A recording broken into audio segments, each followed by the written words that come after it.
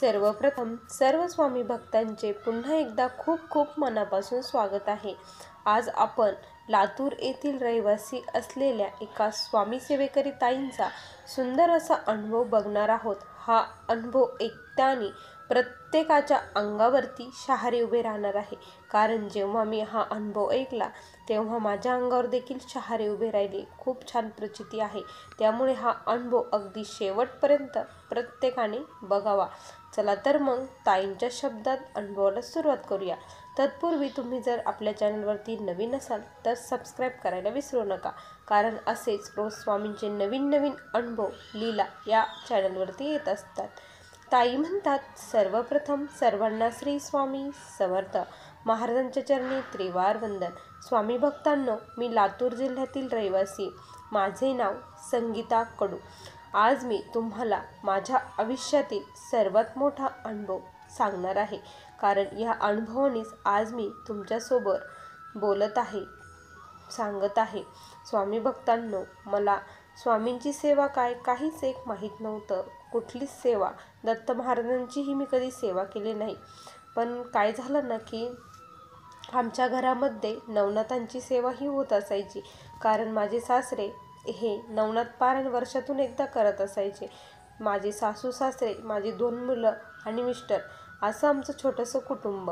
काय झालं, माझ्या सासूबाईंच्या बहिणीच्या मुलाचं लग्न होतं, त्यासाठी आमच्या घरातील सर्वजण त्या लग्नाला गेलेलो होतो। मी देखील त्या लग्नाला गेली होती।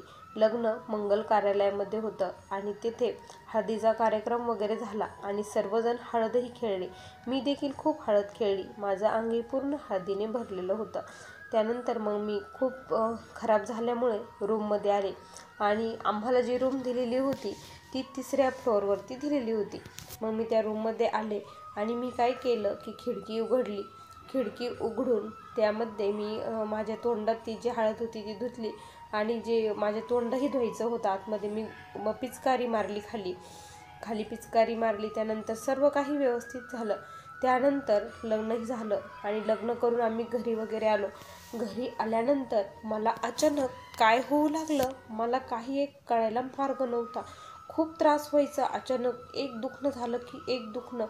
आज जर पाय दुखत असले की उद्या वेगळंच काहीतरी दुखायचं, डोकं दुखायचं, हात दुखायचे। मी काय करते हे मलाही कळत नसायचं। कधी कधी मी इतक्या पोळ्या करून ठेवायची ना की डबल, आम्हाला जेवढे लागतं त्या डबल पोळ्या करायची, कारण मनात वेगळेच विचार चालू असायचे। मला काय होत होतं मलाच कळत नव्हतं। खूप आजारी सारखा, आणि इतके दवाखाने केले, इतके पूर्ण माझ्या मिस्टरांनी सर्व जे जे मोठे दवाखाने आहे, आम्हाला जो डॉक्टरचं नाव सांगेल त्या डॉक्टरकडे मला घेऊन जाण्यात आलं। माझ्या पूर्ण चेकअप केले, पूर्ण टेस्ट केल्या, पण सर्व रिपोर्ट हे नॉर्मल येत होते, कुठेच काही प्रॉब्लेम नव्हता। यामध्ये जवळपास 2 वर्ष गेले। मी 2 वर्ष हा त्रास सहन करत होती। खूप प्रचंड भयानक त्रास होत होता, जो नाही तो बाबा देखील आम्ही बघितला, ज्यांनी सांगितलं की इथे गेल्यानंतर फरक पडतो, इथे जा, ते बाबा असं करतात तसं करतात, त्यांच्याकडेही गेलो, पण आम्हाला कुणाचाच फरक पडत नव्हता। प्रचंड त्रास होत होता। एक एक दिवस असं वाटायचं की मी आज जगणारच नाही। अमावस्या पौर्णिमेला मला खूप प्रचंड त्रास होत होता। त्याच दरम्यान काय झालं, माझे मिस्टरांचे जे मित्र आहे त्यांनी सांगितलं की तुम्ही मठामध्ये जा, केंद्रात जा, तिथे तुमचा प्रश्न एखाद्या वेळेस सुटू शकतो। मग आम्ही मठात गेलो।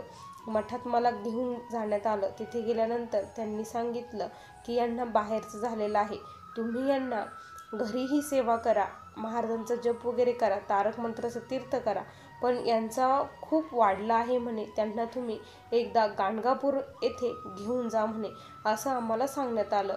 मी जायला अजिबात तयार नव्हते। मी म्हटलं नाही, मला आता इथेच मरायचं आहे, मी अजिबात कुठेच जाणार नाही, माझ्या घरीच मी राहणार आहे। पण मला मिस्टरांनी बळजबरी खूप जबरदस्तीने गाडीत घालून, अक्षरशः माझे हात बांधून ठेवून मला ते घेऊन गेले। मला गाडीत घालून घेऊन जाण्यात आलं। त्यानंतर आम्ही तिथे पोचलो। आता आम्ही तिथे पोचल्यानंतर आरतीचाच टाईम होता, 12 हे वाजले असतील। त्यानंतर आरती होणारच होती, त्यावेळेस आम्ही तिथे गेलो। तिथे गेल्यानंतर माझ्या अंगामध्ये काय होत होतं हे मलाही माहीत नाही। प्रचंड वेदना मला होऊ लागल्या आणि मी भरभर ते तिथं जे पुढे मंदिराच्या पुढे जे आहे तिथे त्या काठ्या जे ठेवलेल्या आहे त्या काठ्यांवरती मी कशी चढले मलाही माहीत नाही. आणि मी तिथेच नाचू लागले, तिथेच काय उड्या मारू लागले. प्रचंड वेदना, प्रचंड त्रास होत होता, खूप भयानक त्रास होत होता.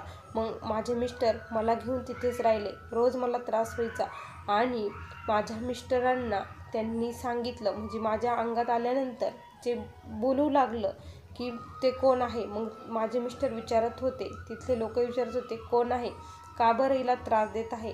त्यावेळेस ते माझ्या अंगातील बोलू लागलं. आम्ही 4 मित्र होतो म्हणे. 4 मित्रांनी मिळून आम्ही एक व्यवसाय सुरू केला होता.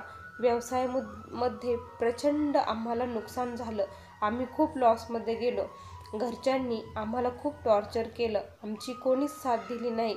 त्यामुळे आम्ही ठरवलं की आज आत्महत्या करायची. आणि आम्ही एका मोठ्या बिल्डिंगवरती गेलो आणि तिथे आम्ही खाली उडी मारली आणि आमच्या त्यातील 3घांचा मृत्यू झाला. एक जण आमच्यातला वाचला. आता आमचा 3घांचा मृत्यू झाला. आमचं काही एक झालं नाही, आमचं कुठलीच विधी वगैरे काहीच झाली नाही. आणि जिथे आम्ही गेलो होतो, जिथे आमचा आत्मा गेला, तिथे यांनी आमच्या अंगावरती पाणी टाकलं. त्या मंगल कार्यालयातून यांनी जी पिचकारी मारली होती तिथेच यांना हे 3ही हे लागले होते, आत्मे त्यांच्या मागे आले होते. मग त्यांनी विचारलं की तुम्ही यांना कसं सोडणार आहे. आता यांना सोडून द्या, कारण हे दत्त महाराजांकडे आलेले आहे, यांचं सोडून द्या. त्यावेळेस ते म्हटले, आम्ही यांना सोडू, यांना काही त्रास देणार नाही, फक्त आमची विधी यांनी पूर्ण करावी असं सांगितलं. आणि आम्हाला देखील शांत वाटेल, आमचा आत्मा देखील तृप्त होईल असं ते म्हणू लागले. त्यावेळेस मग घरचे सर्वजण म्हटले की आम्ही तुमची सर्व विधी करू, फक्त हिला सोडून द्या. मग त्यानंतर आम्ही त्यांची सर्व विधी केली. 10वा 13वा काय जी विधी असेल, जो खर्च असेल तो सर्व विधी त्यांची केली. त्यानंतर माझ्या पत्नीला मला बरं वाटू लागलं आणि मला थोडं थोडं बरं वाटत होतं. एवढंही बरं वाटत नव्हतं, पण थोडं थोडं चांगलं बरं वाटू लागलं होतं. पहिल्यापेक्षा मी खूप बरी झाली होती. मग आम्ही तेथून घरी आलो. तेथून घरी आल्यानंतर मग त्यांनी सांगितलेली सेवाही सुरू होती. स्वामींचा नामजप चालू होता, तारक मंत्र, घरात गुरुचरित्र पारायणही करण्यात आलं, नवनाथही पारायण करण्यात आलं. त्यानंतर पूर्णपणे माझा त्रास कमी झाला. खरंच स्वामी भक्तांनो, गाणगापूरमध्ये जे घडतं ते खरंच सत्य असतं.